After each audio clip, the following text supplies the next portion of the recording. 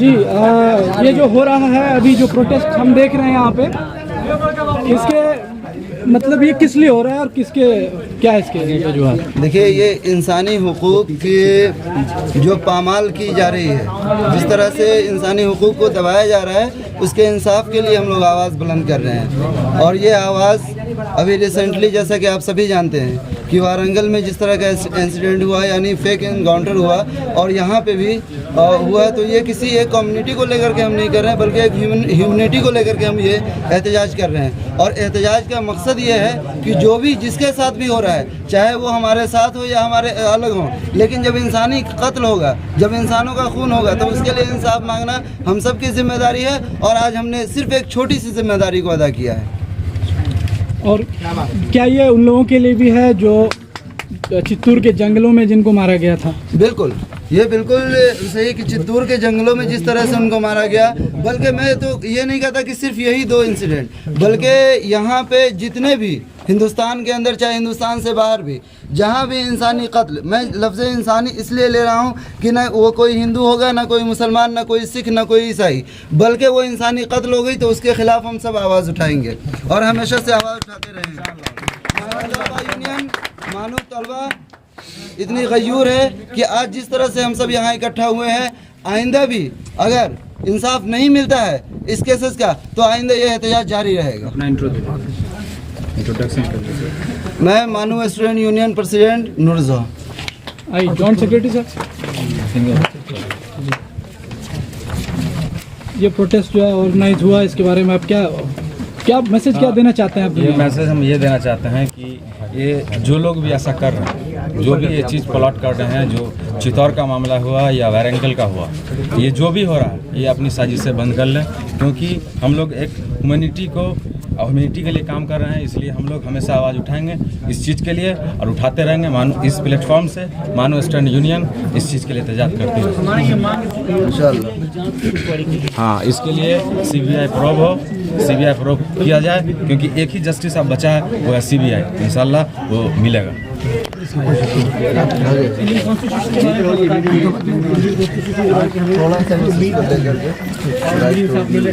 ये किस तरह का जो प्रोटेस्ट है और ये किन लोगों से जुड़ा हुआ है? सबसे पहले तो मैं कहूँगा कि कातिल ने किस सफाई से धोई है आस्तीन, उसको खबर नहीं कि लहू बोलता भी है। और वो ये लहू है जो आज बोल रहा है, ये सिर्फ किसी इनकाउंटर का मसला नहीं है या किसी चित्तौड़ या तेलंगाना का मसला नहीं है, बल्कि हिंदुस्तान में जो जुल्म और बर्बरियत की आग सुलगी हुई है, उसके ख़िलाफ़ एक आवाज़ है, उसके ख़िलाफ़ जो है एक लड़ाई है।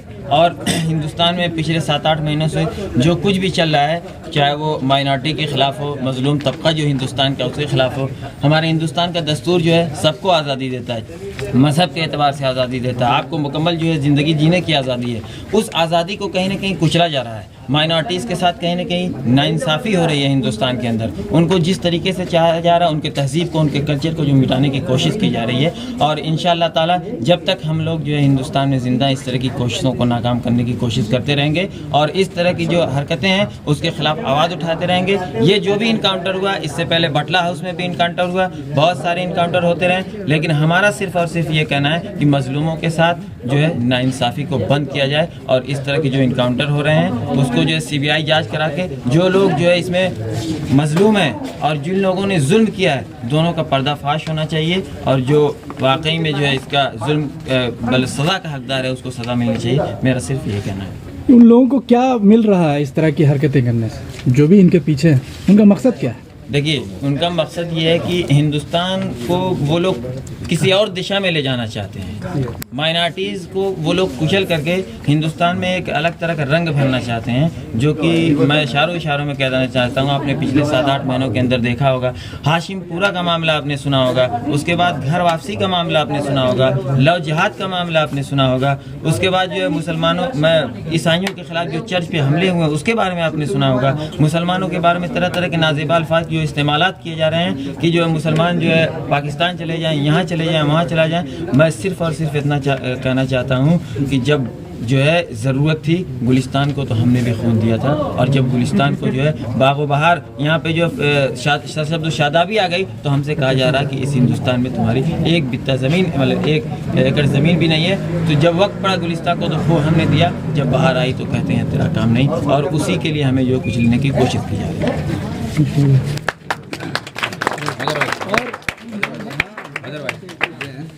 जी आपकी ज़रा बताइए, आप किस लिए यहाँ पे शामिल हुए हैं और क्या आपके दिल में दर्द है इसके? नहीं, दर्द की जहाँ तक बात है बाबू कि दर्द दिल के वास्ते पैसा किया इंसान को, और मताअत के लिए कुछ कम नहीं तक कर गया। हिंदुस्तान के अंदर जितने भी मसाइल हुए हैं पिछले 8 महीने की हुकूमत के बाद, उन मसाइलों में बहुत सारे मसाइल हैं, खास करके इनकाउंटर को लेकर के। ये इनकाउंटर का केस बाबू ऐसा केस है जहाँ पे किसी को भी कभी भी ये पता नहीं होता कि अगला निशाना कौन है, और इस अगले निशाने की वजह से ये खौफ आता है कि न जाने इसके खातिर अब कौन सा है अफजल, राकेश, या कौन सा मजलूम, या कौन सा मुसलमान, या कौन सा ईसाई इसके जद में आ सकता है। तो मैं सबसे बड़ी चीज़ ये कहना चाहता हूँ कि मसाइल अपनी जगह है, लेकिन मसाइल की वजह से, मसाइल तो पूरे दुनिया के अंदर है, लेकिन इन मसाइलों से बाबू उभरना किस तरीक़े से है, उन मसाइल से हम उभरेंगे किस तरह से, असल उसकी हमें तैयारी करनी है। क्योंकि हमको मालूम है कि कोई भी कौम जब बेहिस हो जाती है तो इनकलाब नहीं आता है, अज़ाब आता है। मैं चाहता हूँ कि यहाँ पे इनकलाब की सूरत आए, क्योंकि जब लगे ज़ख्म तो कातिल को दुआ दी जाए, है यही रस्म तो ये रस्म उठा दी जाए। और प्रेसिडेंट साहब से मेरा सवाल ये है कि आप जितने भी तमाम जो तलबात हैं हिंदुस्तान में, उनको आप क्या मैसेज देना चाहेंगे? क्योंकि इस तरह के जब हादसात होंगे तो दर्द तो और जो है उसके शिकार कोई भी हो सकता है। बिल्कुल।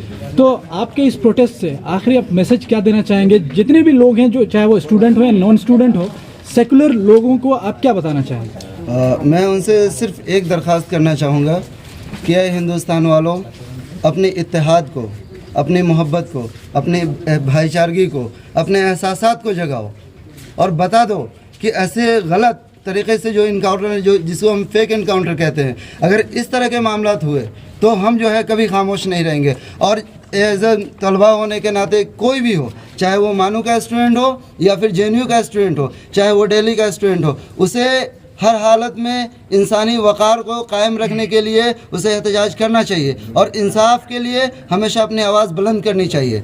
ये सिर्फ मानू के स्टूडेंट के पे जिम्मेदारी नहीं है या किसी माइनॉरिटी इंस्टीट्यूशन के लिए जिम्मेदारी नहीं है, बल्कि ये जिम्मेदारी हम सबों की है। और आपने देखा होगा कि अभी रिसेंटली SU ने यहाँ स्टार्ट किया है, तो ये काफ़ी खुशी की बात है। लेकिन हम सारे जितने भी तलबा बिरादरी हैं पूरे हिंदुस्तान के, मैं उनसे सिर्फ इतना कहना चाहता हूं कि अपने इत्तेहाद को बनाओ, अपने जो है अपने आप को कमज़ोर ना होने दो, और चाहे वो कोई हिंदू हो या मुस्लिम हो, सभी के लिए एक प्लेटफॉर्म पे जमा हो। चूँकि ये इंतशार फैलाने वाले लोग चंद लोग हैं, उनसे बचने की कोशिश की जाए। मेरा यही मैसेज है। CBI और एडमिनिस्ट्रेशन या पुलिस, इससे आप क्या मुतालबा करेंगे?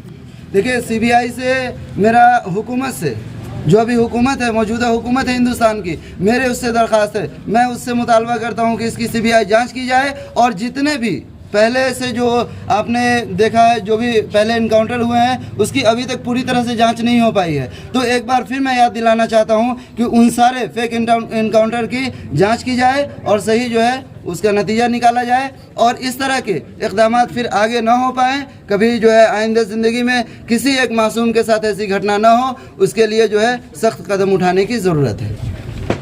बहुत बहुत शुक्रिया। आपका भी लिया जाए।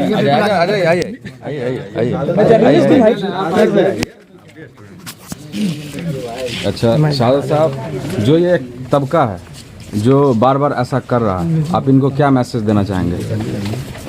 The message that we from the platform of the Student Union from Maulana Azad National Urdu University would like to give out to the students and across the nation, to all the people who believe in the oneness and togetherness of this nation, that today there are a very minute section of the people who are trying to harm the minority, and it is the responsibility of each and every citizen of this country that we stand united to take action against those and speak against those under the rights granted by the Constitution of India, that we have the freedom of expression and we also have the freedom to live the way we want to live, and we have the right to live, which was crumbled and which was, crushed by the administration. That is why we are here standing united to call on to the administration that we would like to see justice being done. Thank you.